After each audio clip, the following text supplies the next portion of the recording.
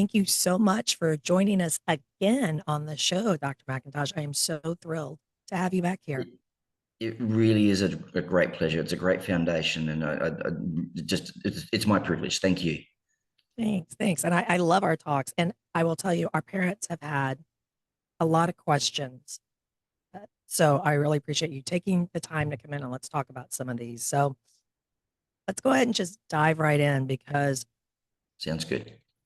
ADHD, you and I were talking a little bit about this before, is a very big issue in America. I know it's a global thing, but in America, the numbers are staggering, the number of children that are diagnosed, something like 1 in 4 diagnosed with ADHD, which is, I can't even get my brain around that.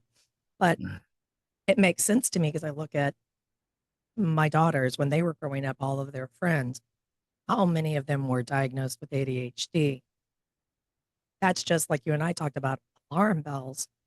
But what to me is most upsetting is most of these kids are getting prescriptions to regulate this. Yeah. When the reality is that's probably not even the driving force behind it. Look, I mean, those numbers are staggering. That and I think this is one of those moments where you pause and go, all right, so this is what's going on in our part of the world. Is this happening everywhere else? And the answer is no. In terms of that level of degree, it's not anything like that at all.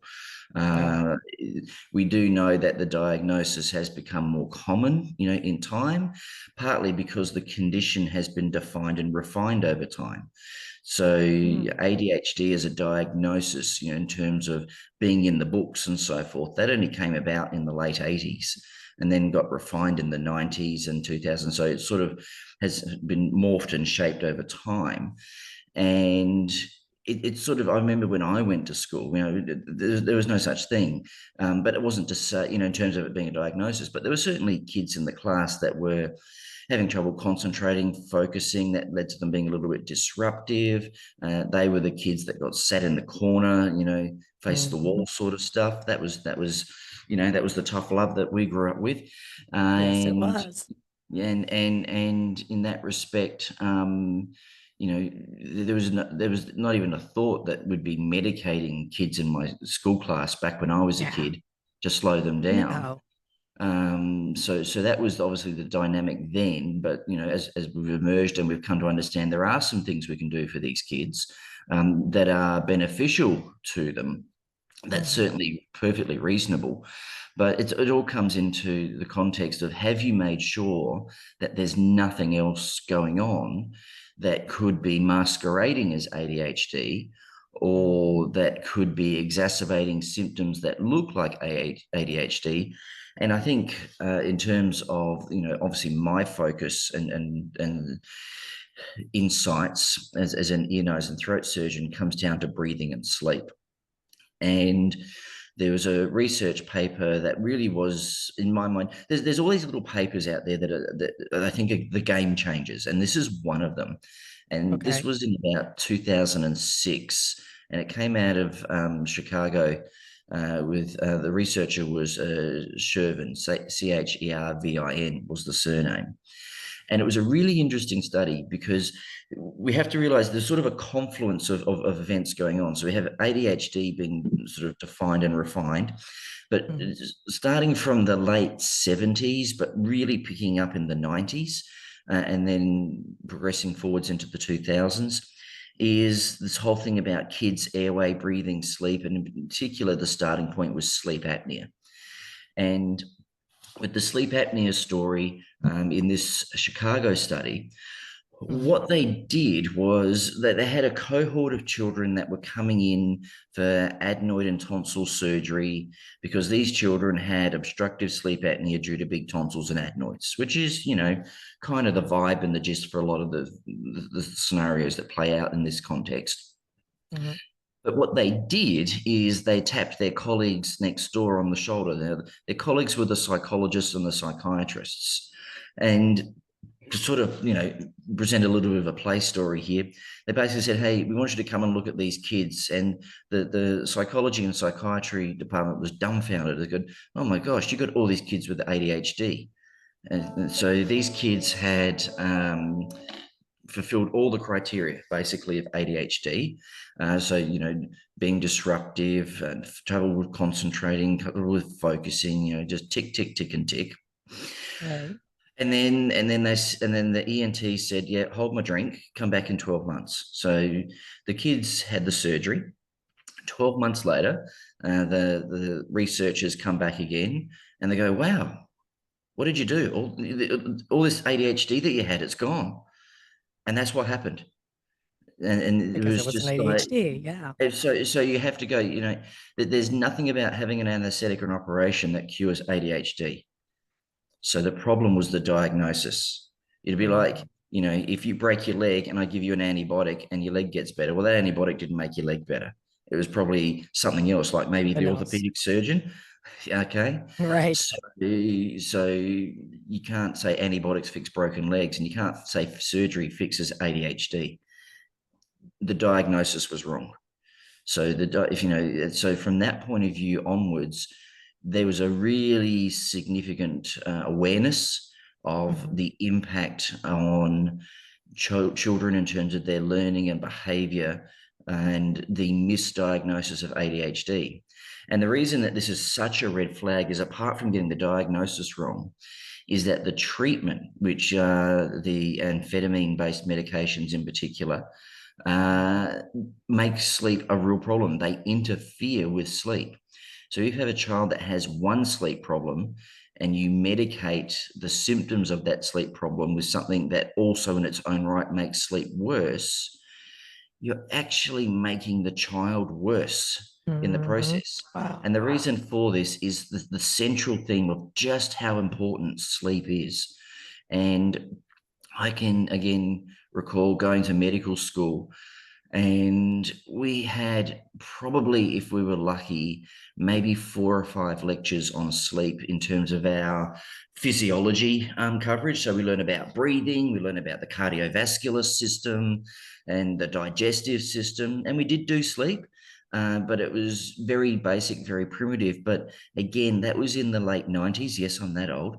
And sleep as a thing wasn't a thing then. So there was no sleep medicine. There was nothing on the pathology radar significant enough at the time in my medical school education to even talk about something like sleep apnea. It's Right. certainly it was in adults. It was it was Yeah. Let just alone kids. yeah, yeah, yeah, yeah, yeah. It was just starting to creep in to, our awareness. And when that happens, it takes a long time for a medical school curriculum to change. It's got to be something big and radical and so forth. And, even to this day, sleep is not a big component of medical school education. It's not a big Still blows my component. mind. Yeah, and it's not a big component of postgraduate education programs unless you're doing the sleep medicine programs. So, when I did my ENT training, I was kind of in the right place at the right time in Australia at the time, because I was in the program where there was only one ENT surgeon in the whole country Right. that had any idea about sleep apnea. And the reason he had that idea is that he'd gone over to the US, come to your place, but at Stanford, and learned Mhm. from the guys there and brought that back to our ENT program in Australia. And that was in the late 90s, early 2000s. So it's the only reason that it hit my radar is because of Mhm. that one person. So that was a really pivotal, element of how it played out. But that was And there focused is a and there's a huge delay, right? As we're even learning just huge, on the Airway huge. side, because Yeah. we can remember 2016 talking about Airway was still new. And when we went to Yep. Australia this year, that was one of the first really big conferences there. So that's how long Yep. it has taken to get Yep. there. Yeah, yeah, yeah. There's usually somewhere between a 10 to 20 year delay from the science permeating into clinical medicine. Wow. And, and there's a reason for that, is that, again, things are changing, but again, I'm just Mhm. showing my age. We used to rely on these things called books. That was it. All right. When I was at Yeah. university initially, there was no such thing as the internet. You know, I can Hmm. remember in I remember 95. schlepping books, and now kids Yeah, have yeah, yeah, iPads, and I yeah. was like, "Where are all your books? What are you doing?" Yeah, no, Yeah. the reason that we were so trim and good looking back then is because we were carrying all these We had to books around. schlep all that, right? Yeah, Yeah. that Yeah. was our exercise program right there. You know, we'd be carrying around pounds and pounds of books, 20, 30 pounds worth of books all the Oh, time. It was true just there. story. And I'm Yep, sure everybody did this because we'd all have our backpacks on one shoulder. So you'd like yep, a rib would yep, move and you'd get these yep, pangs. And yeah, I yeah, remember all that. 100%. Yep, yeah, but Yep. good for our core strength. So yeah, so that was sort of going on in the background. So because we were relying on books, once a book's printed back in the day, Yeah. You can't really change it. you wouldn't reprint for another 5 to 7 years.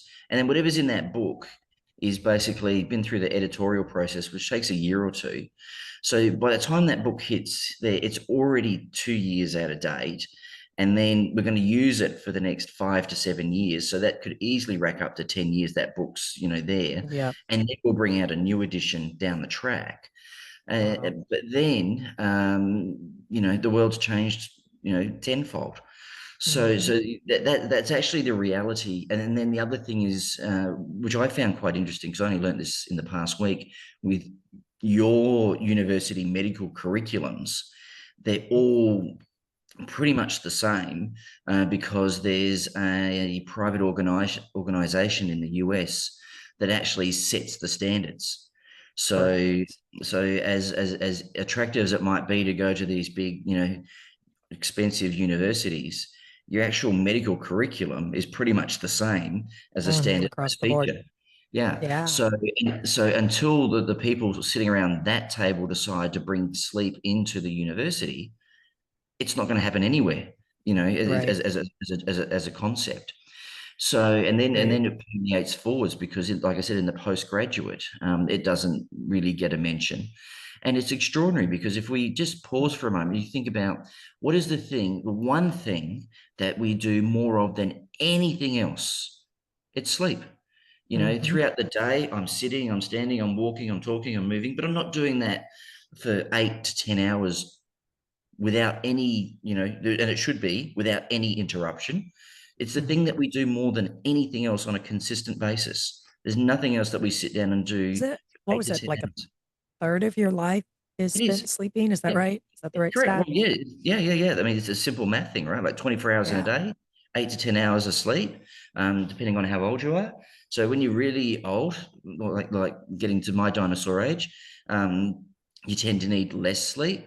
But when we first kick off, I'm talking babies, like they're like cats. Oh, It's just yeah. they feed and they sleep, and then they sleep some And that's more. it.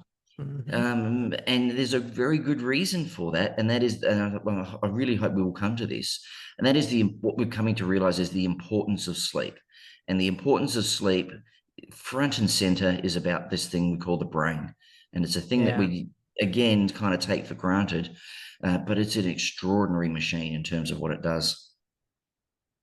And before we get too far down this, I want to ask a question, and you can completely tell me that I'm off my rocker.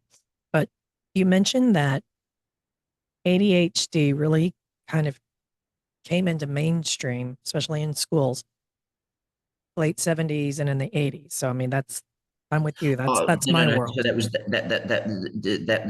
70s and 80s. That was in reference to the breathing and sleep apnea in kids. So Oh, okay. the ADHD, as in terms of hitting the textbooks. So it was called the DSM criteria, which is a sort of categorization of mental health issues. Okay. That hit in the 80s.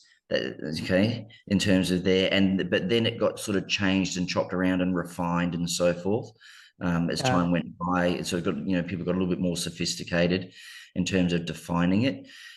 So that's when it could start to be diagnosed as such, because you could basically get a checklist and go, oh yeah, tick, tick, tick, tick, and They have tick. all these You, things. you Okay. tick Yeah, the because boxes. Yeah. what where I was going was I was thinking, well, we were one of the first generations, like the full generation that started with retractive braces. So to me, it's like, oh, look, that makes sense on the timeline that, Yeah. Yeah, retractive braces is an interesting conversation in itself, and I make this fun link. So, Retractive braces, extraction, retraction is a interesting thing, and I'm one of those kids that had it. And from what I've understood from the history, it actually started in Australia. So it was, Really? oh, Oh, apparently, thanks.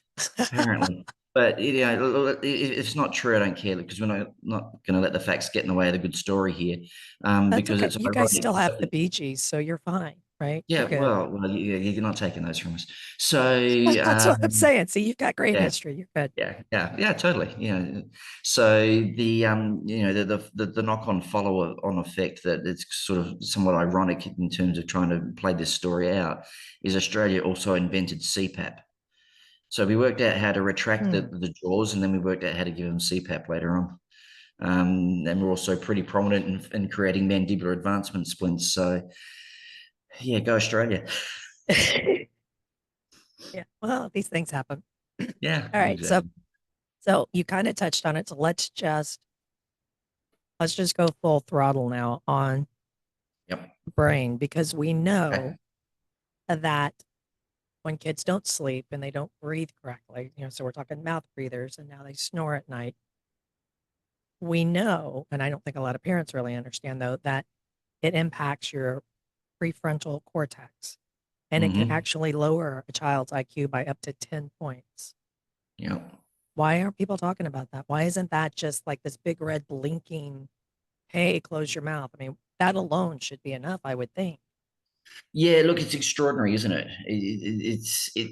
And again, I think, I talked about how it takes so long for information to permeate into the textbooks. Mm, And then it takes even longer again to permeate into, the mindset of people. So, we know it's doable. We proved through that, thing called COVID, just how quickly people learned the word coronavirus. yes. Just, like that, it spread like wildfire, in Hmm. terms of the disease and the knowledge of the same. Right. Okay. And I guess partly that was because it was front and center, and it did actually impact on people, in a real way, Yeah, so just that about that everyone. Yeah. awareness that was there. Whereas this is sort of tucked away, and the scenario is not unusual. Like, everyone's got home, the parents have done the day. They want to just settle the kids down and just have some, quiet time to themselves. Hmm. And, we're in a situation where, with some people's housing, not everyone's, the kids have, one part of the house down one end and the parents are down the other. So as soon as the kids are put away, there's no idea and no insight as to what that child is doing through the night with their breathing and the sleep. And then the parent comes and tries to wake them up in the morning, and the kid is tired and grumpy, and I don't want to get up. I don't want to go to And school. we've normalized that to where it's like, And you oh, they're just go, oh, teenagers. the That's kid what they doesn't want to do. go to school. Hmm. Yeah, sorry, the kid just doesn't want to go to school. And then it's the weekend, but on the weekend they seem to be up and wanting to watch the cartoons on TV. That was my thing back in the day Yeah, I was before going to we. say mine don't do that. They just sleep longer and then they get Yeah, up and watch TV. yeah, Yeah. yeah. So it was sort of like, oh, this is all just about school avoidance and so forth, but it wasn't. Hmm. And then, like I said, the parents don't know. So you're right. We don't let children consume alcohol before a certain age. In my country, it's 18, and yours, it's 21. There's a Hmm. reason for that. We don't let children play with mercury. There's a reason for that. We are concerned about children being exposed to lead because of the damage it does to the brain. There's a reason for that.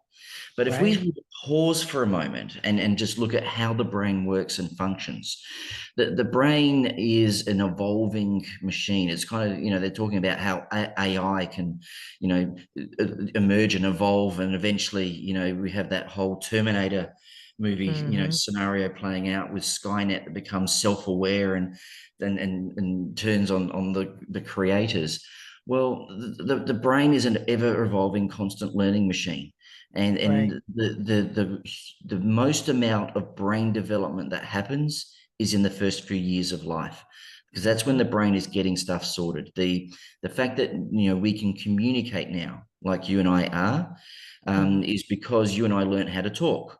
Now, to do that, We needed a brain that worked, connected to the ears and connected to the muscles, and then coordinating it and refining it. So we're going from babble to words to sentences to war and peace. That's the movement of time. And what we've learned about sleep is that the learning part happens at nighttime. It actually happens when we sleep. So the brain has a short-term and then a long-term memory system, a bit like your computer. And, if I'm typing into a document, it will remember that. But unless I click the save button, my computer crashes before I hit save, I've lost that whole document. And we've all lived those Right. experiences. Maybe not the kids today. They don't know how lucky they've got it with autosave and No cloud kidding. computing. But, parents at least can relate to this. And, you've lost that whole document and you've got to start again because you didn't save it. It's the same. Sleep is your save button in terms of your memory. That's when it happens. But for it to happen, it needs to be good quality sleep because the brain is basically working through, this is my list of things to do. And if you have a list of things to do in your day and something comes along and distracts you and interrupts, you might not get around to doing what you were supposed to be doing. And you just got to miss that opportunity. It's the same for the brain. But it's the problem with this thing that we're talking about. So mouth breathing, snoring, sleep apnea, they're all part of what we call sleep disordered breathing. And it really is a problem because the condition, in simple terms, impacts the brain in two ways. The first way is it knocks down the oxygen supply. Now that's bad. The brain is so important to the body. It has a disproportionate amount of blood flow. So by body weight, it is 2% of the weight of the body. Okay, 2%. Okay. But it is 20% of the blood flow. So it has a disproportionate amount of blood flow. And that is because its activity is through the charts. There's no moment where the brain stops. Like the gut will sort of be in a rested state until you eat, and then it sort of has okay, we've got to do stuff. Your heart, has its baseline, but it will be elevated when you go and do some exercise or physical activities of some sort. Sure. Your brain is front and center controlling all of what I just told you about, and you don't even know about it.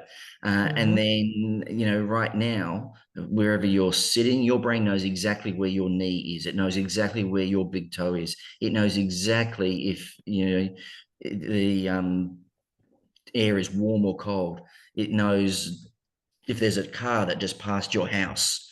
And, it knows whether to pay attention to those things or ignore those things and when they're important and when they're not. It's extraordinary. And this is the problem, is that the oxygen supply is compromised, but the other thing is the sleep is disrupted. So in the sleep nomenclature, terminology, we talk about an arousal. An arousal basically means something where you are in a certain level of sleep, and we have different sort of, we talk about light sleep and deep sleep to keep it simple. And an arousal is where you bounce up higher in your level of sleep than you should have, because something happened that interrupted it. And that's again where the breathing comes in, because the oxygen not only is that something that's deprived to the brain in what it wants and needs, but it gets to the point where the brain starts to worry about it in the background and starts to wake you up to go, I don't know what's going on here, but you need to breathe properly, and whatever you're doing right now, it ain't working for me. And that then mucks up the brain's system at night. And it's not just about learning. It's also, the analogy that I use, it's the street sweeper at night. So, you sort of, wake up to your city and the streets are immaculate and pristine, but then these humans come along, and then by the end of the day, it looks pretty terrible. And then, first thing in the morning, those street sweepers have been out and made it look glorious again. That's actually the same story in the brain. There's a whole element of, the street sweeper equivalent in the brain that happens when we sleep. So not only is it important for learning, it's also important for basically, clearing out the metabolic byproducts and the toxins and so forth that have Mhm. accumulated in the brain. It's so active, that it just cannot keep up with itself to clean out the metabolic byproducts of the day. So it created this system at night to do it for it. It's extraordinary. Yeah. It's absolutely amazing. And people will know this as parents. Like, what are you like after a bad night's sleep? Anyone that has, brought up a child, in those early days, especially the mother, let's be honest, the dads get off a bit, but the mums are front and center. You know, when we have these terms, Mhm. I've got pregnancy brain, I've got baby brain, and then Yes. I've got brain fog. What do all these terms sort of tie back to? Well, a lot of it ties back to I didn't really sleep really good last night. How, Because you were up with a tiny person. yeah, Yeah. All they night. kept, and then it's Even if just they like, sleep on you, you wake yeah, up because they move, you wake up. yeah, Just you yeah, don't sleep. Yeah. exactly. So all those sort of dynamics, play into it.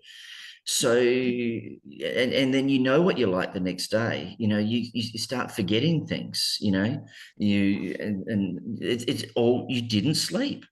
So, Mhm. and this is in the context for an adult of a brain that is nowhere near as developmentally in demand as a child's. So the impact. This is why the impact on children is significantly higher, is that their brains are still going through a huge amount of growth and development, and it needs that sleep. That's why children need much longer sleep time than they do as adolescents and adults. So, we're talking like, 10 plus hours for children, as Okay. opposed to, the sort of more 8-ish hours for adults. Well, And yeah. well, I And was going to ask a quick question because you oh, mentioned when we were talking just a moment ago about the impact on IQs, mm, and and I posed the question. I mean, I know you're not omnipotent, you don't know all this, but it boggles my mind because at least in the US, the average IQ is now under 100. How is that not alarming? How is that not a big sign? Is it like this in other parts of the world? I mean, to me, that's a big red flag. yeah. All right. So I mean, and all joking aside, you mentioned the Terminator. I'm less fearful of computers because I'm very nice to my Siri and yeah, everything. I tell her I love her and things like that, just in case. But yeah, I'm more concerned of the movie Idiocracy. Because to me, if yeah. our IQs keep going down, that's where we're going. Yeah. Look, the reason I'm pausing and taking deep breaths is that I know the answer, but I don't want to cause offense. So let's just call it for what it is, because sometimes you've got to do that. I love going to the US, okay? Mhm. But there are some very, very big problems that you've got over there. And one of your big problems is that your food, okay, one of these Mhm. basic things, it ain't good. No. It really Oh, the isn't. American diet is a All whore. right. All right. Yeah. It is not good. But you are Hmm. so immersed in it, and it is so normalized. And it's even weaponized now in terms of, if you say something about, I heard the other day that, there was pushback about having soft drinks on your food stamp program, saying, and then it was saying, well, if you take that off, that's racist. It's like, oh, boy. Well, that sounds like us. Yeah. Yeah, yeah, that's what happens, and that's basically driven by a lot of the lobbying and stuff that's funded by the same companies that are selling these things. Mm. But we've So talked to people like Dr. Becky Andrews, or we've read Stephen Lynn's book and some of the others that impacts not only your jaw development, but that's impacting your brain as well, what we're it eating. really is. It really is. The nutrition is so front and center to health Mhm. and well-being. Yeah. So That's the you third or have, fourth pillar, isn't it? I mean, I've heard yeah, it that yeah, it's yeah. airway, You've got, sleep, and nutrition. yeah, yeah, absolutely. And so if we're going to go on that tangent and be honest about it, look, you got to call it for what it is. there's, I mean, there's only so long you can put your head in the sand, as a sort of a defense mechanism, and it don't Yeah. work. That thing that you're hiding from, it's still sitting there. As soon as you pull your head out of the sand and look around, it's there, and we're not trying to shame people, Mm-mm. and we should This goes never back to have you made don't it. know what you don't know, and that's Yeah, okay. But and now we and know. it should never have been weaponized in terms of making it thing about race or about culture or about economies. It really shouldn't have Right. been. It should have been, hey, we've created a problem here. We have basically allowed an industry which in your country is allowed to use things that are banned in food products elsewhere. So, and you can just look over the border, just go over to Canada. Like some of your breakfast cereals, they're not the same. It's the same box with the same picture. Go look at the ingredient list. It is not the Mm-hmm. same. And you go, well, Mm-hmm. why is that? Well, that's because Canada banned those things. Okay. And that so you're right. It's just like, wow, why aren't these red flags, Going off. going around and so forth? And I'll tell you Um, what, I am one of those parents, by the way, that had my own rude awakening because I was diagnosed with cancer. And I had to step mhm, back and go, I don't understand why. And I started doing this, like I think a lot of people do, this deep dive. yeah. And No. not only do I not go to drive-throughs anymore, I mean, that's off the table, but the things I buy are very different now. And I stay on the outsides of our American stores Yeah. because all the Yeah. crap's in the middle. Correct. Yep. But I wouldn't Yep. have known, and I was a Yeah. biology major and I had no idea. Yeah. So Yeah. parents don't know here. No. No. It's what we were indoctrinated with. Yep. And look, let's be honest. All this stuff. It's heavily processed and it's cheap, and that Yes. unfortunately does play into the economy of things. And I understand that. I'm not judgmental. I'm a realist. But the reason it's cheap is because they took all the good stuff out of it Right. and So they that's jammed it impacting your full. brain. So Hmm. they jammed it with the stuff that the brain's not really so, it doesn't need it in anywhere near the amount that it's supplied in. So you've got that dynamic, if you're going to look at one thing and one thing only, that would be front and center. That really needs to change. But the problem Well, you've because that got we're back to is, permeating, that does permeate everything. Because if you eat yeah, like crap, yeah, your body's going to behave sluggish. You're not optimal. So now your brain's not yeah, optimized. And then when you yeah, sleep, you're not yep. even going to get that. Yeah, and you can look at this. You look at something like a thoroughbred racehorse, okay, a Yeah. horse that has the potential to, win the Kentucky Derby and make you millions of dollars, and then you put it out to stud afterwards, where you make even more millions of dollars. I Hmm. guarantee you will not be giving that horse anything other than the best of the best of the best. Right. And you go look at the owners of those horses, they are not giving themselves the best of the best of the best. That's a true story. Yeah. Yeah, they're not. So it's not a financial thing. When I can give you that example, you go look at, your extremely wealthy people out there, Mhm. and it used to be about showing off the cars and the boats and the private planes. Now Mhm. you look at Jeff Bezos, what's it about? Showing off how physically fit and good he looks. Now, admittedly, he's Right. already done all the other show up with everything else, but Right. that's now become the billionaire brag, is about being, trim, taut, and terrific. So actually turning that Hmm. ship around from, just you go look at the movies, you look at those, rich aristocratic, dictatorial, they're all portrayed as heavily overweight people that just sit around Right. and are gluttonous. So we have these really interesting stereotypes that actually portray real life sometimes. But anyway, that was a rabbit hole. You mentioned the prefrontal cortex, just to circle back Yes. to Yeah. that element, because like I said, with the brain being greedy, and soaking up oxygen and so forth. The other thing it soaks up, by the way, is sugar. That's its Hmm. prime thing. And people have this sugar, sugar, sugar thing. And well, that's all, it's the dose that makes the poison. So sugar's good, but the amount of sugar that we're having is extraordinary. And again, that Which is circles back part of to why I the, brought up nutrition because you don't exactly. realize how much we're giving our kids. You think goldfish, No, there's not in there. Oh, no, flip it over. no. It's I there think that I think the statistic is that the amount of sugar that we now consume as in a week is what we used to consume as in a year. in a year. You know, Hmm. in a week. Just So again, mind it blowing.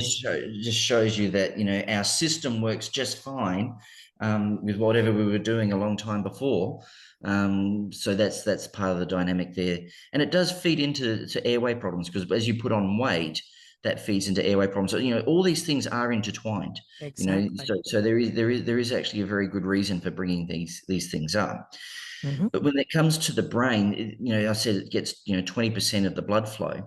Now, when you have sleep disordered breathing, it actually bounces up to about 25 to 30% of the blood flow.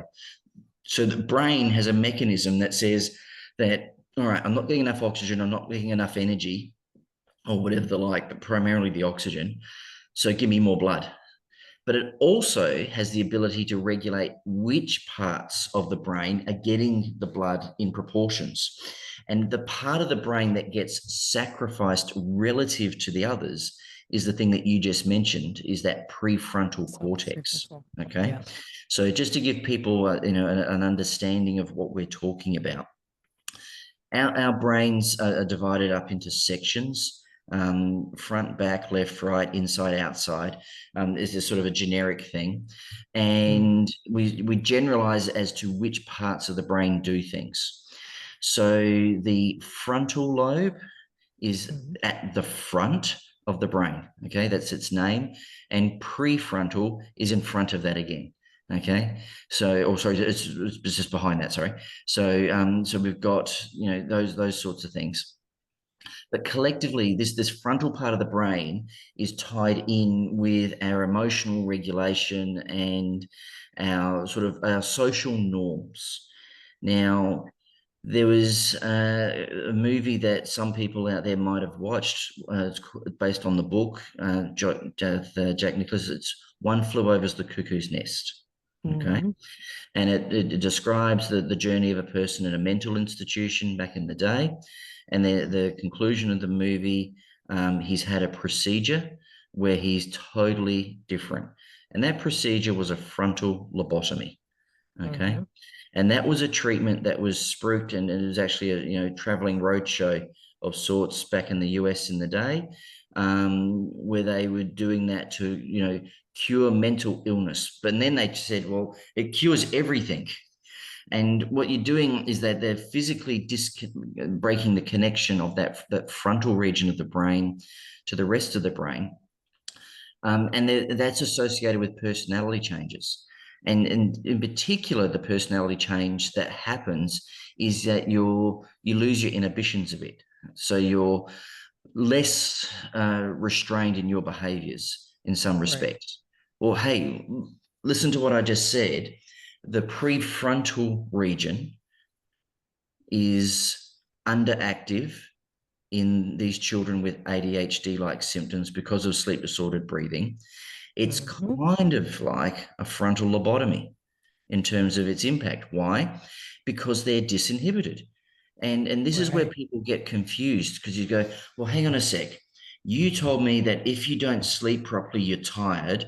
I've got a kid that's got more energy than any of us know what to do with. So I'm calling you out. You don't know what you're talking about. And I go, okay, well, let's just pause for a moment. What could be going on here? It's not that a child with ADHD has more energy, they have unregulated energy. And that Right. is the problem.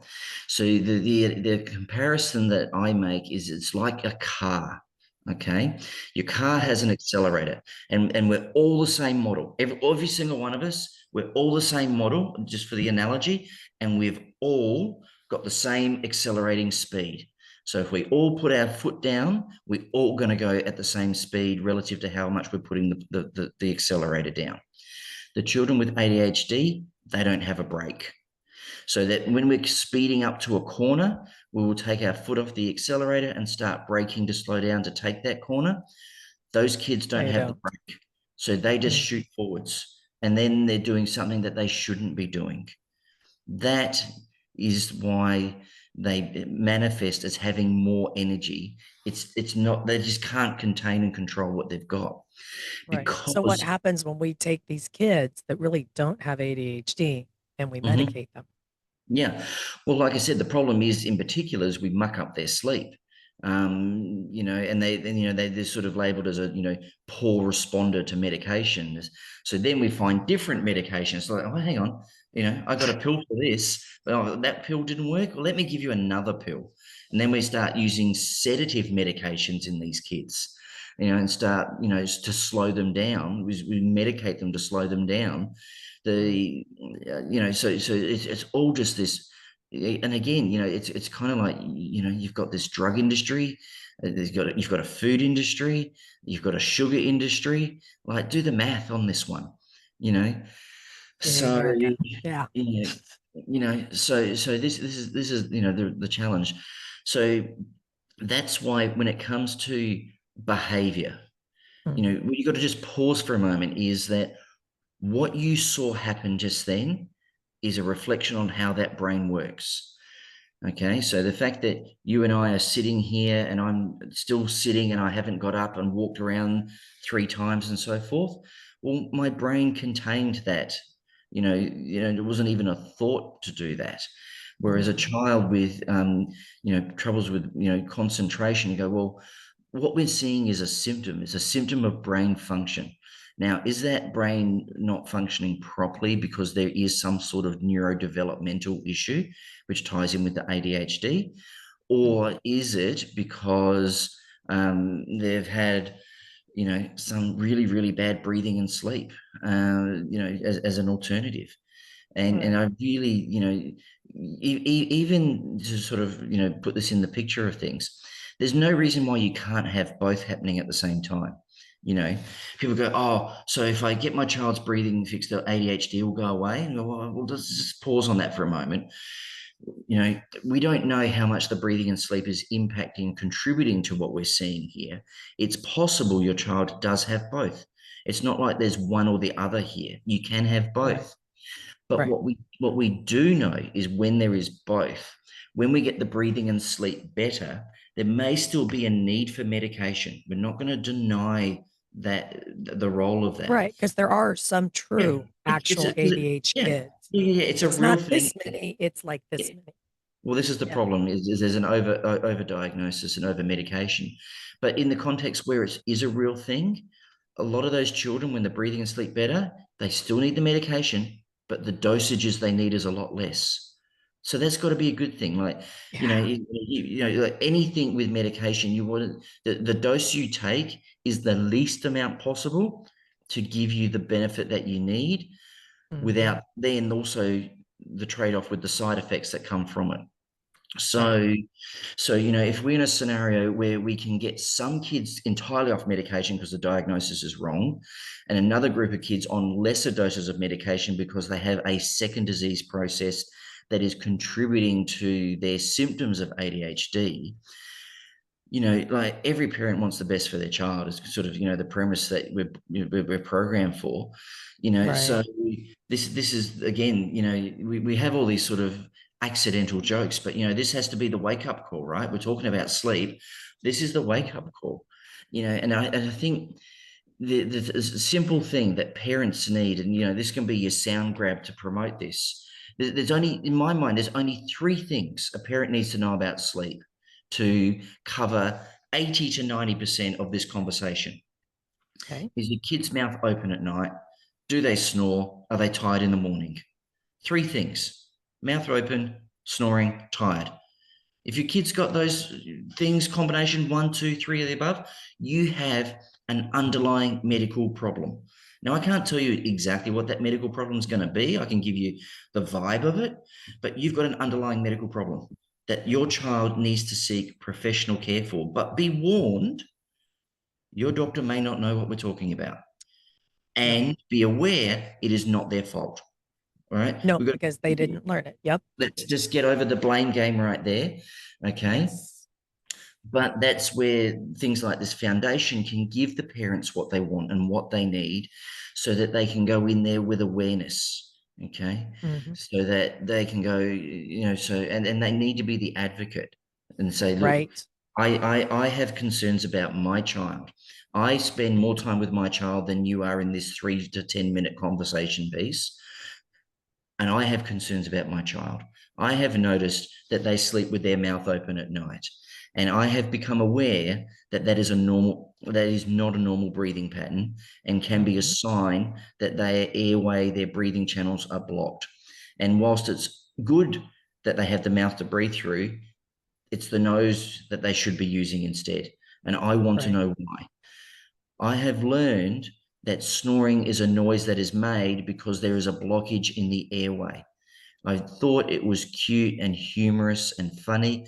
I have come now to realize it is actually a warning sign of Mhm. some form of breathing and sleep We problem. need to normalize it's not cute. It's kind of terrifying. So as a Yeah, parent, let's shift yeah. that. Yeah, yeah. And then the third thing is waking up tired. Now, waking up tired again doesn't It's a point you tricky to one. the reason. You know, Yeah. it can be a sleep quality problem, it can be a sleep quantity problem. It can actually be due to other underlying medical diseases that are not related to ear, nose, and throat at all. Mhm. You know, so from that point of view, for adults and children alike, by the way, waking up tired, that is actually a really serious red flag in the medical speak that needs to be reviewed and assessed and investigated for. And we're going to have the tunnel vision in this talk with Airway because that's what we're here for. But I just want to Mhm. broaden the horizons just to highlight it. So, like I said, there's your sound grab right there. Mouth Right. breathing, snoring, tired. Not normal. Not normal. Not I want to normal. ask about one of the questions that we received from parents was about, and I see this a lot in my Insta feed as well, so I know it's out there, the term neurodivergent. And I'm going to Yep. tell you right now, Gen Z has grabbed this. They're making videos. They're all excited because I'm neurodivergent. I'm in the world. And parents are going, what is that? Is that a good thing? Is that a bad thing? Yep. Yep. So again, words have been weaponized, Hmm. in some respects. Um, and, the political correctness has its place. There are certain things that, we grew up with kids that we said that were just abhorrent when we look back at it, Oh, in terms yeah, of what we said. But hey, you know what? We were kids. We were innocent in the big scheme of things. There was nothing sure. overtly malicious that and so forth. So let's just be careful about where we draw some lines in the sand here. So one of the things that has been weaponized is the word spectrum as part of the ASD acronym of autism spectrum disorder. You know, Hmm. spectrum just means that there's a spread. I mean, let's just use the Because word in technically, aren't we all on the spectrum? I mean, it's like a giant exactly. spectrum. We're We all are. on it. Everybody's on the spectrum. We're on the spectrum of height. We're on the spectrum Good of point. hair color. We're on the spectrum of skin color. Tell me where you want to stop. We're on the spectrum of food Right. choices. We're on the spectrum of religions. We're on the spectrum of Hmm. countries of origin. That's what a spectrum means, you know. Right. And what it is basically, and it comes from, the idea of light. We split light out into its wavelengths, and then Hmm. we see a rainbow. A rainbow is a spectrum of color. You know, Right. that's what the word means. So when you bring it back, it means that we are all, as a starting point, the same. But then we can start to spread ourselves out to see how we're also not quite the same. But Hmm. inside, we're all the same. We have to be all the same. We make these pretend differences and so forth. And it seems to be a human trait. It doesn't matter what we want to nominate. Right. We have this somehow programmed desire to find differences. And then sometimes we make those differences issues. And now we use the words to make it. And it's like, you can't call me autistic, I'm neurodivergent. And you know what? That's fine. If that is important to you, I recognize that. But let's not then assume that me using the word autistic is me somehow attacking you. That's Right. not what this is all about. So what is neurodivergent? Well, it's no different. Neuro means brain, okay? Mm-hmm. Divergent means different. Spectrum. It's this, So easy. so Yeah. it's just an identification thing, and that's fine. If somebody wants to, use a particular term that they identify with more, that's okay. And then we have these things, like when I grew up as a kid, I had asthma. Okay. And, so I said, oh, I'm asthmatic. Now you can't say I'm asthmatic. You say I have asthma because Mm. I don't identify, being asthmatic is not my identity. Asthma is one of my clinical diagnoses. So you can't say someone Makes is sense. autistic because you're basically saying that's them in a nutshell. It's no different. It's like, Right. well, we're weaponizing words when we actually, let's just get on with what we can probably put our energy into better, which is understanding the condition, understanding the individual, and just get on with the fact that, whilst we're different, we're also the same. We just got to Mm-hmm. work out, it's like when you meet someone from a different country and they have different cultures and different belief systems. You come into it with respect and Mm-hmm. understanding. And some of it will be like, oh, okay, this is a bit strange, but you want to make them feel comfortable. So you accommodate Right. them. And they're doing the same. It's a two-way street. So I think we need to just, you know, just realize we don't need to weaponize words. What we do Right. need to do is actually deal with the underlying issues. So when it comes to being neurodivergent, I'm neurodivergent, you're neurodivergent. Okay. And if people want to, wear that as an identity for some reason that serves a purpose to them, that's okay. All right. But Mm-hmm. again, it's really distraction from what we really need to be focusing on, which is to go, all right, we've talked about the sort of the ADHD side of it. Now we've got the autism side of it. And let's go, all right, well, where's autism come into the mix? Well, autism, again, wasn't a thing. In fact, historically, the first cases of autism were linked in with schizophrenia. They thought it was a form of schizophrenia. In terms of behaviors and so forth. And then it was sort of described separately. So the autism word is actually historically embedded with schizophrenic autism. And Okay. then the other word that came into being was actually the person that described it was Asperger's. And these things were Oh. described in around about 2 or 3 years apart from each other in different parts of the world, and sort of Mm-hmm. coexisted and co-evolved, and then started to merge, where Asperger's was then recognized as what we would possibly now call high functioning autism, as a example of things. And moving forwards with that being the case, autism as a diagnosis again has sort of evolved and been refined and defined, so that we can again start ticking boxes and so forth, so Mm-hmm. that we can put things into categories and so forth, not with a point too much, and it shouldn't be about putting a label on it, but it's really just a conduit. The reason Right. you said you had cancer, all right? So, Mm-hmm. when you say you had cancer, that means one thing, but also is pretty meaningless in the context of, well, I don't know what sort of cancer you got, which means I don't know how we're going to fix it. I don't know how we can help you. You say I got cancer, you go, well, look, I've got this whole range of cancer therapies, but was that a skin cancer or a bowel cancer or a breast cancer? Because that conversation is totally different. So we do Right. need to label your cancer to Mm-hmm. provide a treatment, to provide a management plan that is best suited. And that's the whole point of having these categories and so forth. It's like, reason that we've categorized it and put it into this little box is not to put you in the box. It's to help us then But your understand treatment. what belongs to that box that's going to help you as an individual with, insert name of medical condition, doesn't matter what it is. There's a reason and a purpose. It's not a So why are we label. seeing it so much that they talk about ADHD and neurodivergence together? I mean, is Yeah. it possible that Yeah, yeah, no, no. Again, there's no reason that things can't coexist.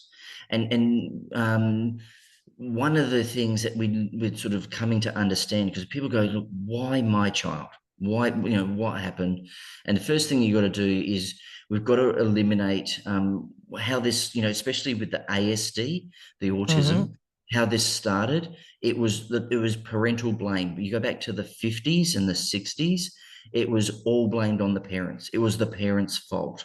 That's just a nonsense right there. We need to dispense with that right there. It has got nothing to do with parenting. It's got everything to do with brain development. And in particular, just how fragile that development is, and how these things can come along that seem quite innocuous, that can have a marked impact. And when it comes to ADHD and ASD, there's a lot of things in commonality that can affect brain development. And it really just depends on which way it pushes you, as to whether it has no impact at all, or if it has an ADHD impact, or it has an ASD impact, or it has an ADHD and ASD impact, because again, there's commonality there.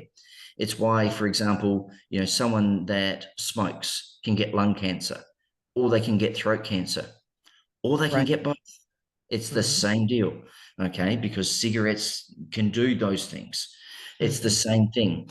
So and from an ear, nose, and throat point of view, look, breathing and sleep mucks up brain development in ways that it affects brain development that is consistent with the things that we see in the brain development of ADHD, in the brain development of autism.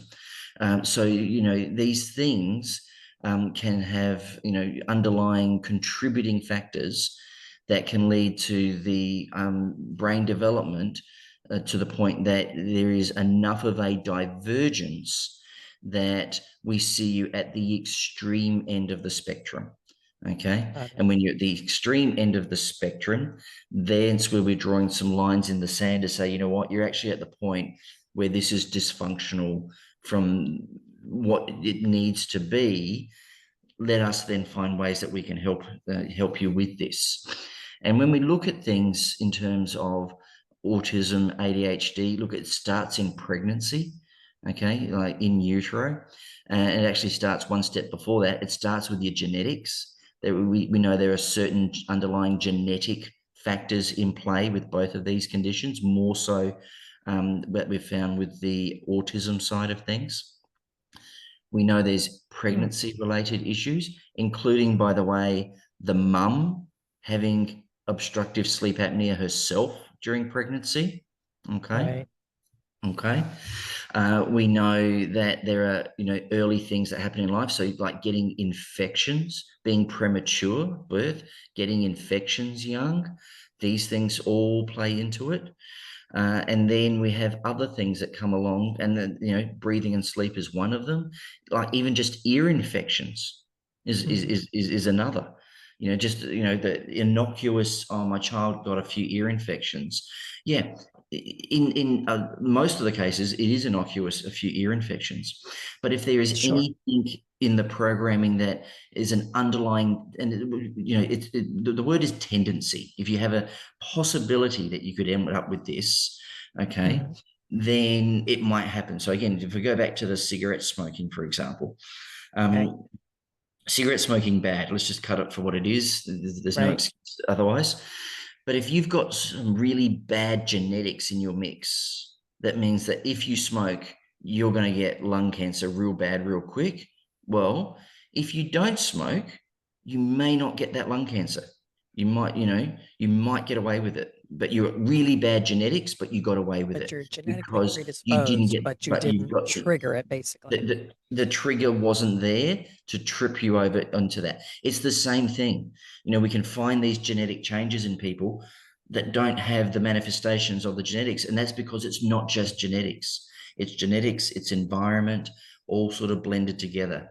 And it's really just a matter of having those things that come along. And are we getting into epigenetics at this point, or Yeah, epigenetics? look, there's all those dynamics that come into play. And epigenetics is, again, when I went to university, that was just the rubbish part of DNA. And now we're realizing, hang on a sec, maybe it's not Right. rubbish after all, and so forth. That sort of, we're still trying to unravel that. Oh There's so yeah, much we yeah, don't yeah. know. So, but the thing, when I look at all the things that we could mention that can feed into the trigger, Mhm. top of the list is having an airway problem leading to a sleep problem. That is, because across the board, we're talking in the range of somewhere around about 20% of children having this. And if we Yeah. go back to the ADHD, in that research study and the ones that have come, we have seen ADHD symptoms disappear in 25 to 50% of children after they've had surgery to relieve their airway obstruction. Now, you go and do the math on that. That's just one condition and one Hmm. treatment that has been given to these children with an ADHD diagnosis, and up to half of them are then off the list. Half of them. That's nuts. What else are Yeah. we missing? What else are we Right. missing? And I'm sure there'll be some specialist out there in some other medical field who's probably doing the same thing with someone, crying out, for people to listen to them, saying, "Hey, look, your child with ADHD, it's not that, it's dot dot dot." And you and I don't know about it Hmm. because we're not in that rate. We're not just not in Right. that.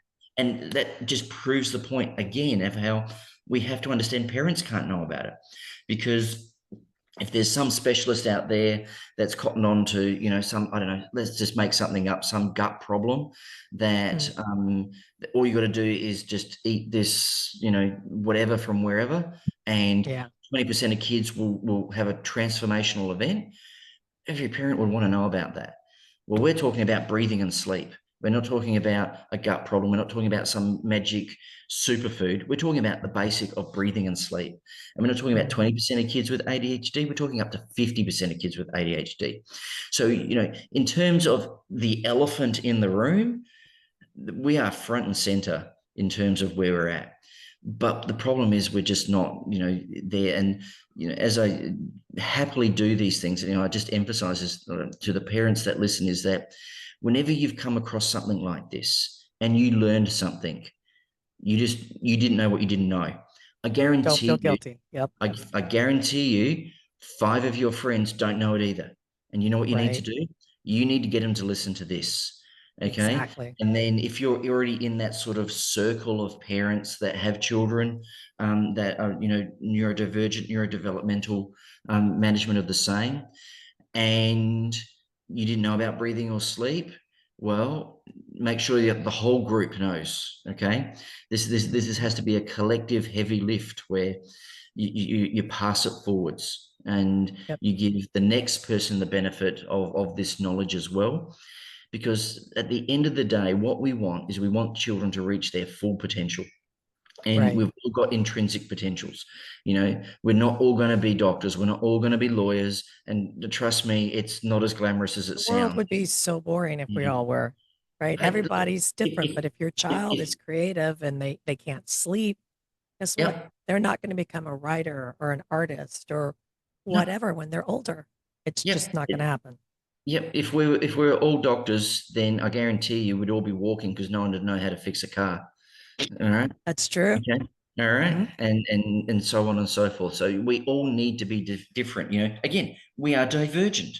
We Right. need, it's essential that we're divergent, and so forth. And in that context, we all have our interests and so forth and potential, and and our interests. And you talk about, you can have examples, of high ranking level people, it could have been doctors or lawyers or business people, and they just walk away from it all and they just go and paint, and it makes them happy. It's Yes. like, huh, all right. Go listen to that little inner child that's yelling out, and express that. Um, so yeah, so from that point of view, I think moving forwards, we we need those that are involved with the ADHD, ASD communities to have even more awareness, even more emphasis on Mm. breathing and sleep issues. And if I talk ear, nose, and throat, I'm going to throw ear infections into the mix there as well. Because the problem, particularly with these neurodivergence issues, is that it makes it worse in terms of the impact. So for a child that How has an so? ear infection, for a child that gets an ear infection, they get some fluid behind their eardrum that sits around for a while, and they have Right. a period of time where they can't quite hear properly.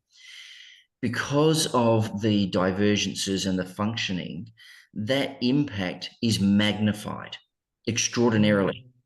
So it's kind of one of those things where the rules don't apply. Normally we say, oh, the ear infection, they've got ear infections, but they're not that bad. But hang on a sec. You're telling me that your child has speech and language development issues. So Mm. anything that feeds that beast, and it all gets put down to the autism, all gets put down to the ADHD. It's like it becomes the excuse when in Instead of actual let's fact, go to what the root could be. yeah, We're when in stopping actual here. fact, yeah, when in actual fact, having those things means that what would, in the context of things, be an ear infection that maybe isn't that bad, is actually really quite significant for that child. And that's where we take away the generalizations and we get to the specifics. And if by doing the specifics, we then, focusing on the individual, then we actually have a more proactive scenario in play. Because an ear infection that, the parent goes, oh, yeah, look, every time they get an ear infection, their speech goes backwards a bit. That's significant. That's Yes. big. Every time they get an ear infection, their behavior gets so much worse. That's significant. Okay. So that's where we just need to be mindful of things, again, sort of being normalized with, I was an ear about to say, stop infection. normalizing. Hmm. Yeah. And so hang on a sec. So when your child gets an ear infection, does it really make a big difference to who they are for a while? Oh, yeah. Hmm. Okay. That's a big deal. Okay. So that's where we sort of, I think we need to focus and emphasize the importance of, getting these things right. And there's just huge knock-on effects that happen. So that, for example, the fussy eating. Well, if you can't chew properly and you have to breathe Hmm. through your mouth, which leads to it getting dry, and you need to sort of come up for breath in between food items, you're not going to hoe down on a big, chunky, juicy steak. You're going to want, soft, mushy, processed foods. Well, there's a problem. We're feeding the beast again. Yes. Okay, Yep. these things circle back, and they go, oh, well, the child's sensory. You go, yeah, they're sensory because they've realized they can't eat, chew, and swallow properly. Right. They're surviving is what they're doing, because Yes. they've worked out what's easy, they've worked out what's hard. Hmm. They're going to go the easy option, they're going to go the easy route. So they're going to live off of smoothies and yogurt and anything that's been processed, because it's all basically been, pre-chewed and pre-digested by the machine for them anyway. Yep. So there's that gravitation there. Plus, it affects their sense of taste. It affects their sense of smell. So things taste weird. Things smell weird to them. So Right. that sort of leads into it as well. So there's all these things that start to play into it that, you again, you just blame the ADHD, you blame the ASD for, when in actual fact, it's a manifestation potentially, again, of some of those ear, nose, and throat problems that we really want to emphasize, being my bias, to just say, hang on a sec, have a look at the back of their throat. Have they got really big tonsils? Because if they do, that's going to make it really hard to swallow. And they're going to Hmm. notice that it's hard to swallow. And if they've got sensory tendencies, they're going to notice that way before anybody else does. Okay. Because that's going to be, to them, is a big deal. Um, Right. and then it's going to become more obvious. And then it's going to be part of what gets labeled part of their spectrum of symptoms is fussy eating, and oral sensitivities and the like. So When we're in fact, it mixing. could be that the tongue is not in the roof of their mouth, so they're not Yeah, regulating and Here we go Yeah. again. We're back to the airway. Yeah, We're back. It's a conspiracy if people are onto me. Everything leads to the airway. All right, I'll call it out now. that's all right. Um, That's what we are too. Same conspiracy. all right, yeah. We'll go to our secret meeting and handshakes later. There you go. So it's just and the reason that we're so front and center with airway is because of its interplay with sleep. Hmm. And we've got to make sleep an important topic of health, and it is. If we look at like your big sporting teams, so like your Hmm. NFL teams, all right, you got players there worth tens of millions of dollars. These are big investments that these people are representing Right. on your professional teams. Okay, so these are the Hmm. teams that have got access to enormous amounts of money, enormous amounts of technology and wellness and health, and just next level. Hmm. They have sleep doctors on their list now. It used to be the team doctors were like the orthopedic surgeons and stuff, and now they have the sports psychologists because they know that's important. Now they have Right. the now they have the nutritionists because they know Hmm. that's important. And Hmm. of course, now they have the sleep doctors on there as well as consultants, and they have the sleep trackers, and they're making sure that these players know because it's in their contracts. You don't stay up until 1 o'clock in the morning on your phone anymore. We know when you are going to sleep, and we know if you are getting good sleep. Why? Because good sleep is part of your overall performance on Hmm. the field, and that's what we're paying for you for. And Right. for the time that you're going to do that, we own you. We own your time, and not just on the field, but we basically regulate a lot of what you get to do and how you get to do it. And sleep is now on that list. And that's not done in a dictatorial way or anything. It's in the benefit of that athlete I was to going to know say, and they're about protecting their sleep. investment is what they're Yeah, doing. well, they're protecting their Hmm. investment, but it's good for the player as well because the player, Hmm. has like most of us is like, oh, sleep's just one of those things I get around to. It's not that important. To then it's like, oh wow, you mean like I can perform better? Hey, if I can perform better, I'm going to be worth more money, right? It's like Right. two and two is four. I'm going to do everything I can to optimize what I can do, and so forth. So these things all again sort of just to emphasize, if you want to look at what are the top people with effectively unlimited resources doing. They're investing in their wellness. They're investing in their sleep. They're investing in their breathing. There's got to be a reason for that. Right. It's not a fad. There's got to be a reason for that. So that whole I'll sleep when I die. Well, to be honest, you'll die if you don't sleep, and it's actually been proven. Hmm. So Hmm. from that point of view, we really want to get breathing and sleep. Just the same conversation that it needs to be about food and exercise. They all need to be those level playing fields of understanding and awareness.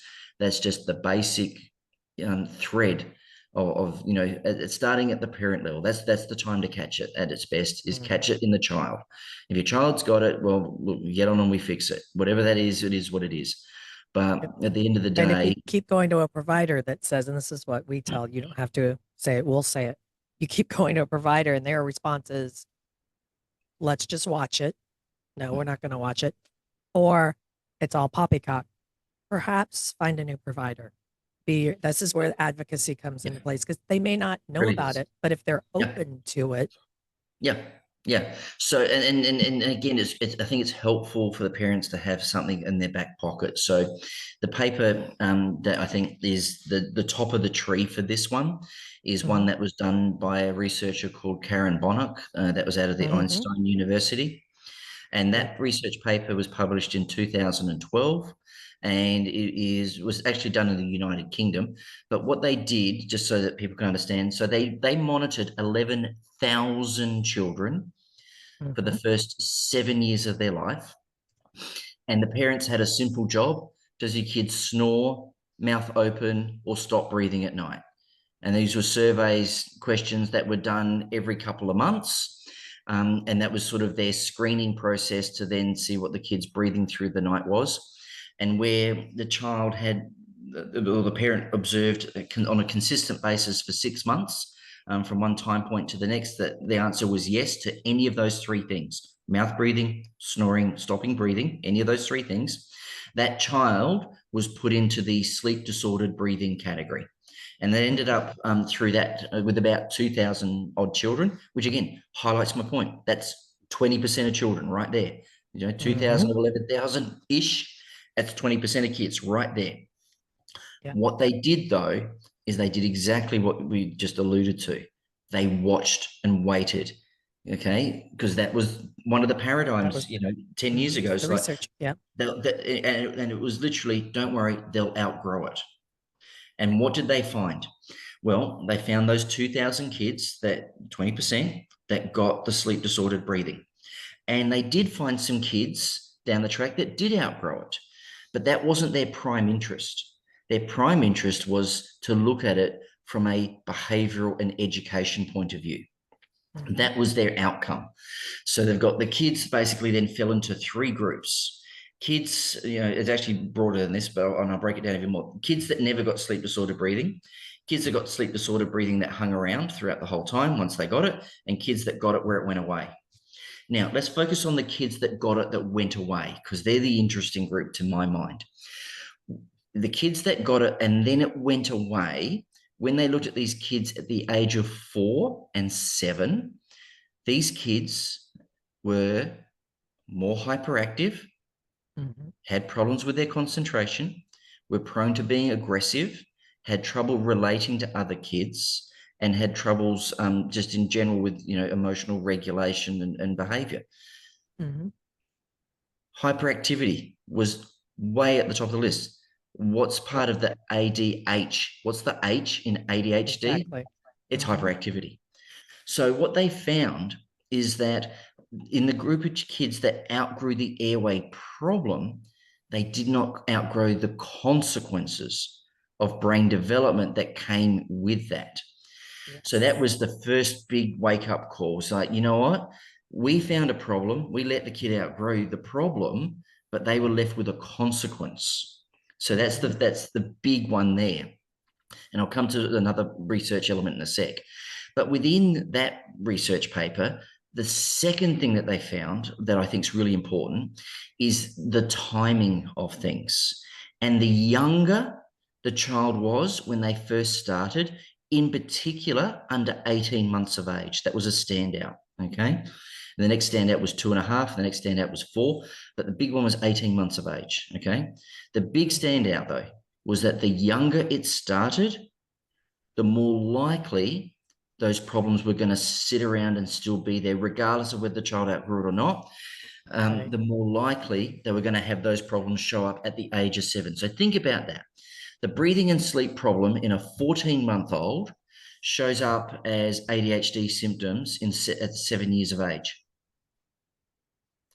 So the second thing is, first of all, they are not too young to have the problem, and they are certainly not too young to get it fixed, okay? It is possible to happen very early on in the piece, and if it does, you want to get it fixed.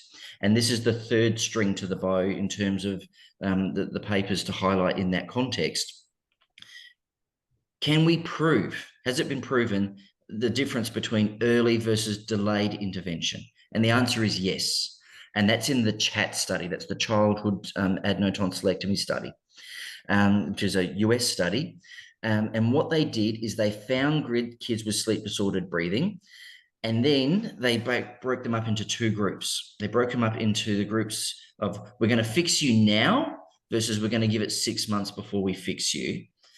And now in that, we're going to give it 6 months before we fix you. Those kids fell into two groups, those that got better, those that didn't. And what they wanted to do is look at those that got better by themselves versus those that had surgery 6 months prior, okay? So we've had surgery, let's say we've got a group of kids that had surgery now, a group of kids that didn't, and we're looking at 6 months later. And the kids that we've selected out are the kids that had surgery that made them better versus the kids that just got better by themselves. And we're going to look at how does that then compare to the behavioral outcomes. Long story short, the kids that had surgery did better than the kids that got better by themselves. So even in that 6 months that it took for these kids to declare themselves as having got better, they had a worse health outcome than the ones that had surgery. So that's all it takes. And that, Yeah. again, is exactly what the Karen Bonnock study did. They said 6 months. It's a recurring theme. It's come up in the Canadian research, in the child study again. 6 months. 6 months. It's It all makes it a huge takes. difference. And Okay. and we'll put the links to all of this in the show notes, but Mm. I've read the Karen Bonnock study, and I will tell you, reading that along with everything else that I've read, and I highly recommend our reading list to parents if they haven't read it yet. But as I was reading it, in the back of my mind, all I could hear over and over is something I used to say all the time. I'm not raising children. I'm raising adults. They're children now, but I'm raising adults. And if you, from my perspective, if you think about it like that, let's get the airway fixed. Let's have them sleep. Because guess what? When they don't, the brain's not developing. Health issues are starting. And we're seeing kids with high blood pressure, Yeah. anxiety, depression. Yep. Yep. And we could have stopped it back here. Yep. So I thought what you just touched on, I think, is another great rabbit hole to go down, because we've just been brain, brain, brain, and brain. Let's just pull back from that one for the moment. Let's talk now about another body system. Let's talk about the cardiovascular system. Okay. So the cardiovascular system means heart and blood vessels. Okay. Mm-hmm. So in children with sleep disordered breathing, they are more likely to have irregular heart rhythms. Okay. Mm-hmm. So you know those TV shows where they come in with the paddles and they shock the heart? Oh, yeah. Yeah, right. Well, that's all Mm-hmm. related to the heart has stopped. And one of the reasons that the heart stops is because it's got into an irregular rhythm. Again, amazing piece of biological engineering as to how the heart works. I won't go into the weeds on that one. But so children can get irregular heart rhythm from having sleep disordered breathing. So can adults, but we've got one of, everything I say in kids is adults are pretty much the same too, but it's more significant in children. They get high blood pressure, particularly Yep. at night time. So their blood pressure can be normal during the day, but it gets high during the night. Why? Because during the night, when they're not breathing properly, they go into stress mode. What does that do? Pushes out that stress hormone. We call it Yep. adrenaline. You call it epinephrine. Tomato, tomato. They're It's the just in fight or same thing. flight all night. Yeah, it's their fight or Mm-hmm. flight, and that leads to the blood pressure going up. But it also does something really, really pernicious, and it sensitizes the blood vessels and makes them stiffer, which is a contributing factor then to getting high blood pressure later on in life. And Mm. when we look at this sort of thing, there was an Israeli study where they looked at cardiovascular disease in young adults. And what they Okay. found with early cardiovascular disease, a lot of it was related to poor sleep. They didn't specify airway, but poor sleep before the age of 30. So wake up call again, right there. Yeah. And we have and I keep hearing all these podcasts. Like, if anybody, this is shameless now. If anybody can link me in with someone like Andrew Huberman, or Peter Attia, very prominent podcasters in the healthscape, they are talking about health and wellness, blood pressure, and they've had world experts on about blood pressure, Mm-hmm. and not a single one of their talks in their whole spectrum has ever been about any childhood condition, They're talking about optimizing wellness when we can be doing this in childhood. And what I Right. want to reach out to them for is to have this chat. And we'll talk about cardiovascular disease. And we'll talk about how, we have, what we call, it's called essential hypertension. It means high blood pressure and you just got it because you just got it. There's no underlying medical reason. Well, I would just say pause for a sec. Let's do a retrospective analysis on what was that child's breathing and sleep like. Because we know prospectively now, and that came from Australian research in about 2015, that these sleep disordered breathing things are translating into high blood pressure in early childhood, adolescence, and then bouncing forwards into adulthood.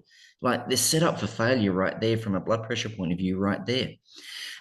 We also know in this sleep disordered breathing spectrum of things that it also mucks up the blood lipids and we have simplified, blood lipids into good and bad cholesterol.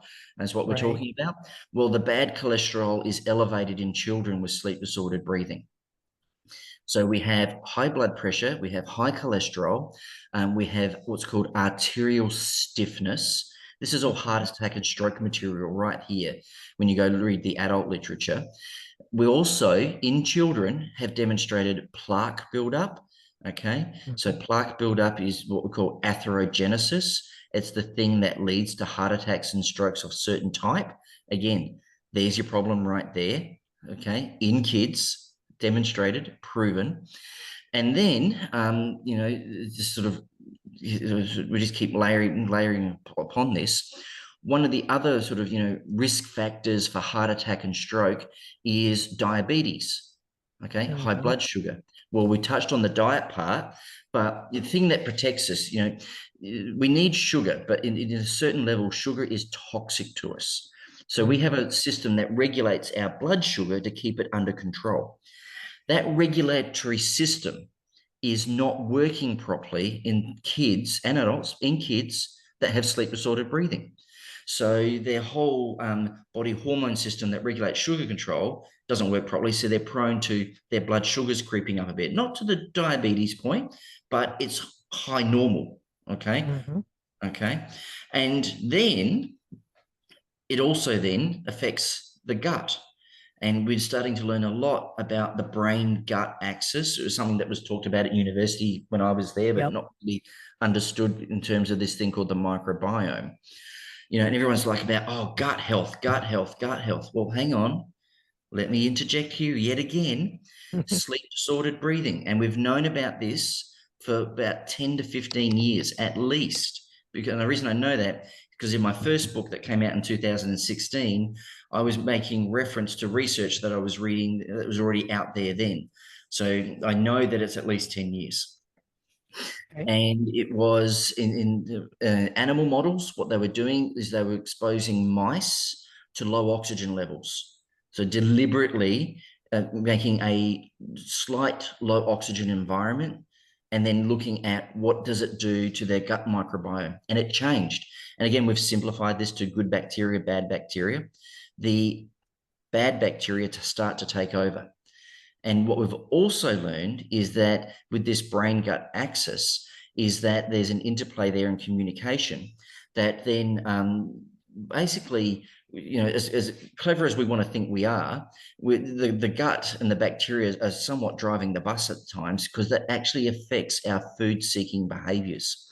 And in what way? It makes us crave the high sugar foods. Why? Because that particular type of bacteria wants it. So in a way, we've kind of been taken over, by these little bacteria are actually telling us what to do without us realizing it.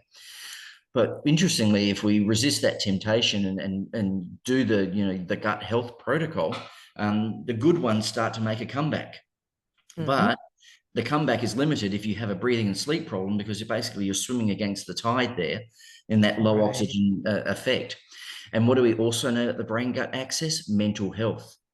We know understanding those links. And back to what you said before with sleep-disordered breathing.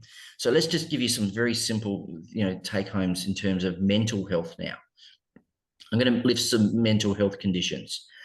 Depression, anxiety, schizophrenia, psychosis, PTSD, ADHD, ASD, bipolar affective disorder, personality disorder. Everything I mentioned goes up if you've got sleep-disordered breathing. Every single one of them, okay? Some of them by a factor of 3, okay? Now, let's take that out of the equation for the moment. Let's look at something completely different, but not entirely. Let's look at hay fever, okay? Let's look at hay fever. So this is nasal allergies, all right? All right. So this is another, soapbox that I get on. It's not just allergies. It really isn't. Okay. So now nasal allergies causes nasal congestion, and that can lead to a breathing and a sleep problem, which is everything we've just already spoken about.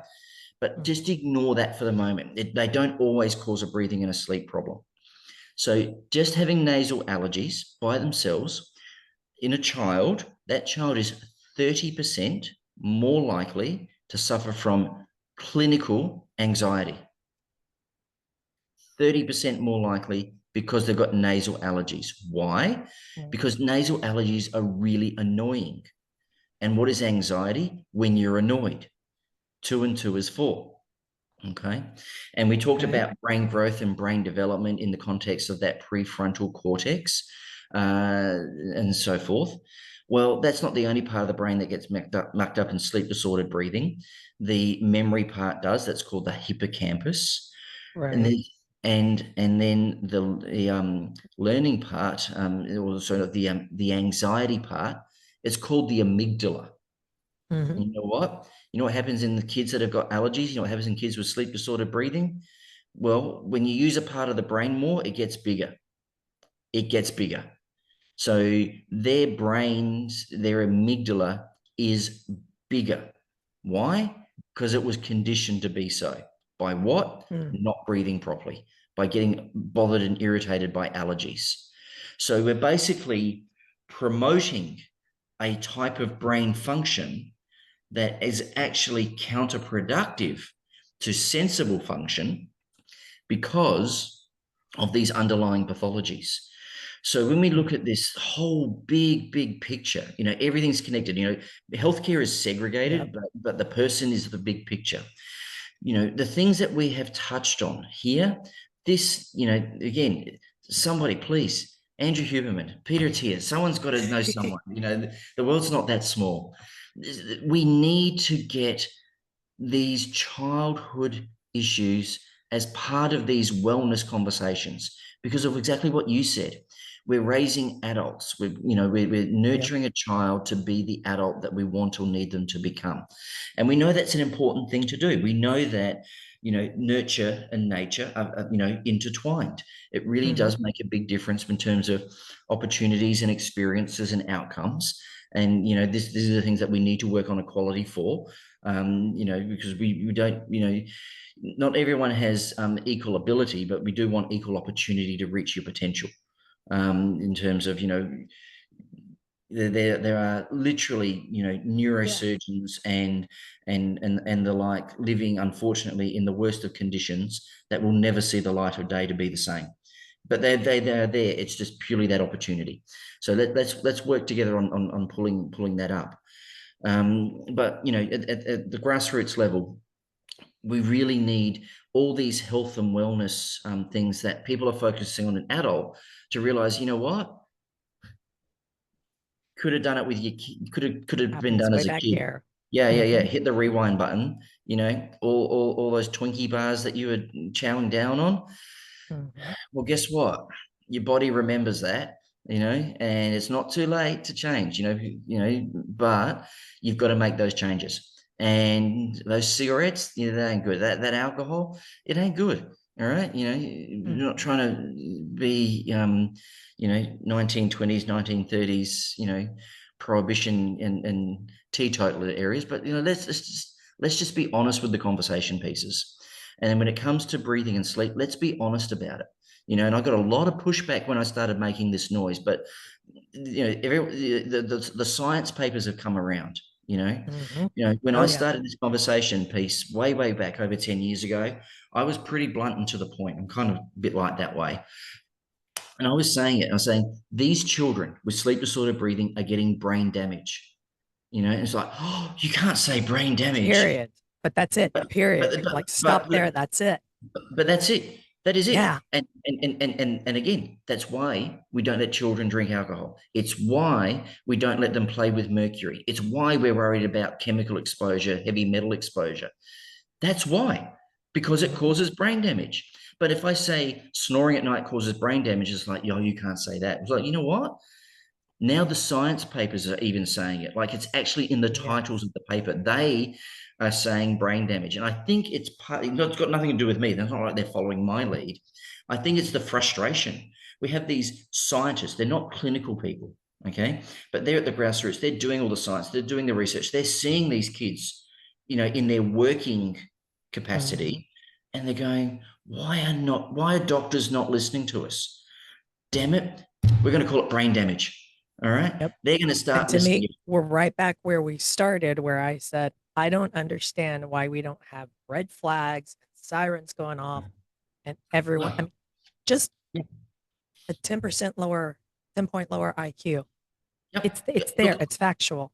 Look at how much money parents put into like accessory education, like school tutors, okay, for a Mm-hmm. child that's struggling at math, struggling at reading, struggling with whatever. That's a good point. Well, let's go back to sleep disordered breathing. We have looked at those things. Your math skills are decreased if you have sleep disordered breathing. Okay.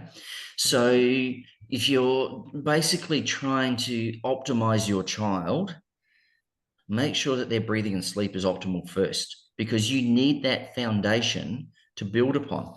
You can have the best architect design Mm-hmm. and the best builder, but unless the foundation, the thing that you're putting it on, is rock Mm-hmm. solid, it is not going to hold. Slide It right might off. be good for a bit, but it's going to start falling apart. And that's what these Mm-hmm. children are doing. They are falling apart because their foundation is not there. They have, like I said, our whole biology, you studied biology. It's an amazing thing. It's Did. ridiculous. It doesn't make sense. It's No, it extraordinary. doesn't. It's mind blowing. It's extraordinary when you get Yeah. into the weeds. I mean, we take it for granted, but when you get into the weeds, it's just extraordinary. Mm-hmm. And but it's also doesn't take much to really upset the apple cart. Like it's really, really fragile. And, Mm-hmm. again, if you don't mind me saying, you made it public knowledge about your cancer. That was one genetic mishap that Mm-hmm. slipped through the door, Yep. that then everything just knocked on from there. One. Mm-hmm. Now, your body has this amazing protective system against it. What do we know about adults? Adults with sleep disordered breathing, certain type of cancers are more likely to slip through the door. So breast cancer is an example. In my Yep. country, we wave the flag again for the highest rate of skin cancer known as melanoma. Melanoma is worse if you've got obstructive sleep apnea in adulthood. Bowel Wow. cancer, prostate, the list goes on. Why? Because part of our defense system against cancer is our immune system. And Mm-hmm. when does our immune system, people talk about, oh, I want to boost my immune system, and then they go and buy some green powder and make a green smoothie, thinking that's the biohack to it all. Right. Your immune system is replenished and rejuvenated when you sleep, At as night. long as you Mm-hmm. sleep well. So Right. sleep is not just about the brain; it's also about your immune system. So So eat your you've got, veggies, not the pretend ones. Like eat the real yeah, good veggies yeah, and sleep. yeah, and breathe, Yeah. And breathe. yeah. Yeah. Yeah. So, that's the sort of the spin around and knock on effect is, like you said, we start at one point and then we just do this full circle and so forth. And yeah, look, you and I know these red flags there. The problem is Mhm. that they're just behind a wall. We just need someone to just peek around that wall and go, guys, I think we found Everybody a come out. Let's problem. talk about it. Yep. Yeah, and let's be honest about it, and let's not weaponize words. Let's not weaponize brain damage, okay? And make Yes. it say that I find that upsetting. So, well, you should find it upsetting because it is upsetting, and it Hmm. needs to then be motivating to resolving it, okay? Exactly. All right, that's Yep. the thing that you've got to sort of then pivot towards. Is that we need to raise the awareness and we need to raise the level at which we are proactive about addressing these things. It's time to stop, kicking the can down the road, Hmm. because we know how that story ends. You just got to again circle back, look at your processed food industry in the United States. Look how that story is playing out now. You have a 50% overweight and obesity rate. For the first time in your country's history, Hmm.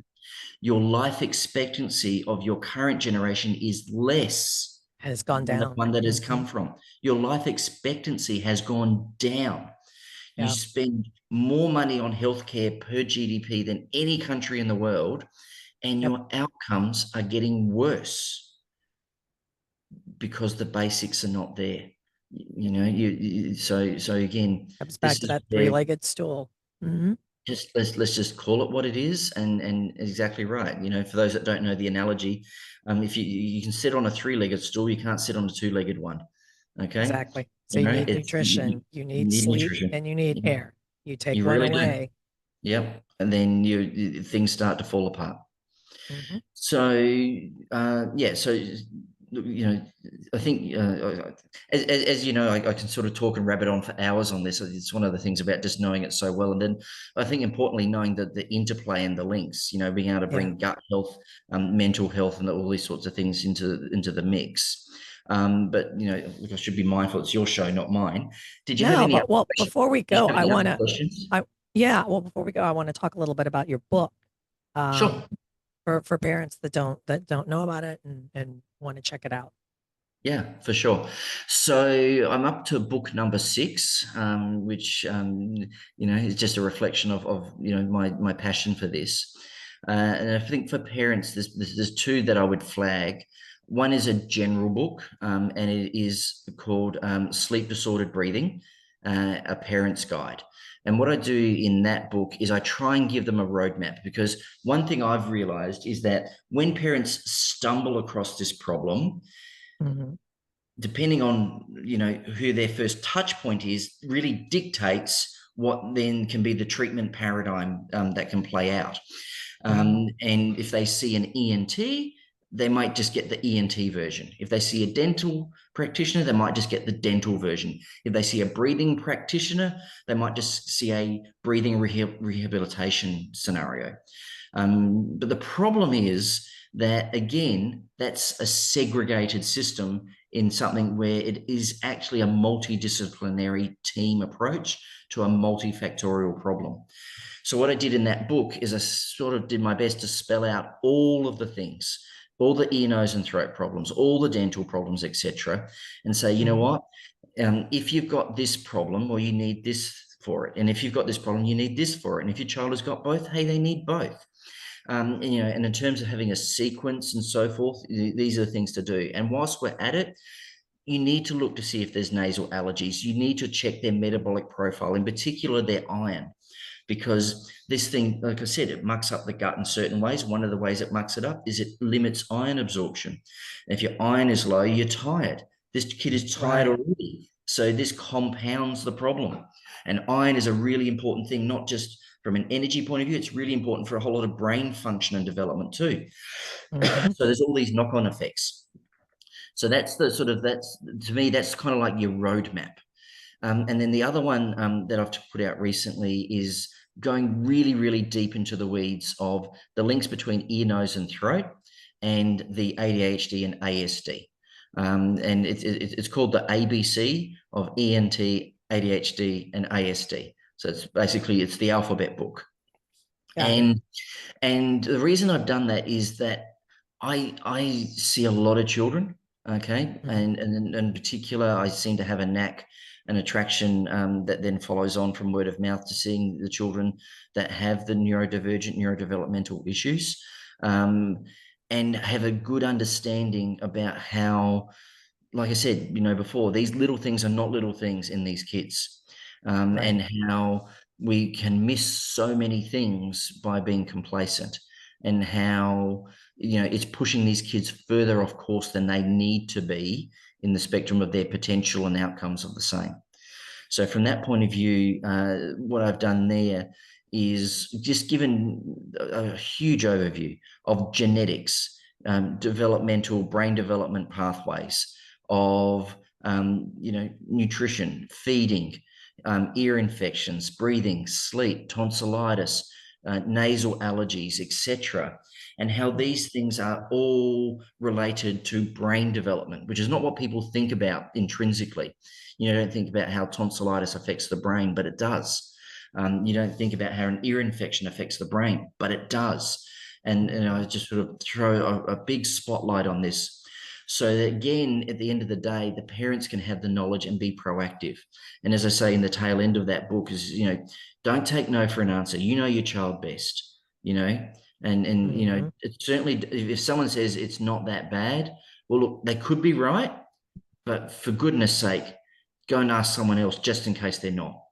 because Right. it could make a huge difference to your child as to what their landing point can be, as you know, as you said, as the time plays out to become an adult. Yep. I love that. And I'll leave that as our final word, because usually ask for a last word. To me, that's perfect. Okay, I love good that. deal. So thank you again so much for coming on. I always enjoy it when you're here, and I appreciate you, attacking some of these questions our parents had. Oh, look, it's always a pleasure, and like I said, it really is a privilege as well. And there's so much more that you and I know that we could talk about. But Mhm. given that it's been 2 hours, I'm pretty sure that just became 2 episodes for you again. Yes. So I don't envy you for trying to work out where the split in the middle is, but I'm sure you're clever enough to do that. And anyone that's listening to this that has their own podcasts that want to sort of jump on board, they can find me through the social medias. So I've got the Facebook, Dr. David McIntosh, and the Insta, Dr. David McIntosh ENT, and they can probably reach out to you if they're having trouble finding me. You can sort of bounce them in my Yep. direction And we'll too. put all this in our show notes as well. Yeah, absolutely. And I'm more than happy to do these things. I've got another one tomorrow, and I've got another one next weekend, and I did four, in the past fortnight. Like, I will put the time aside and make the effort to just know that at the end of the day, there's a very good chance I've just helped one child from doing this. That's all it takes to be worth it. Yep.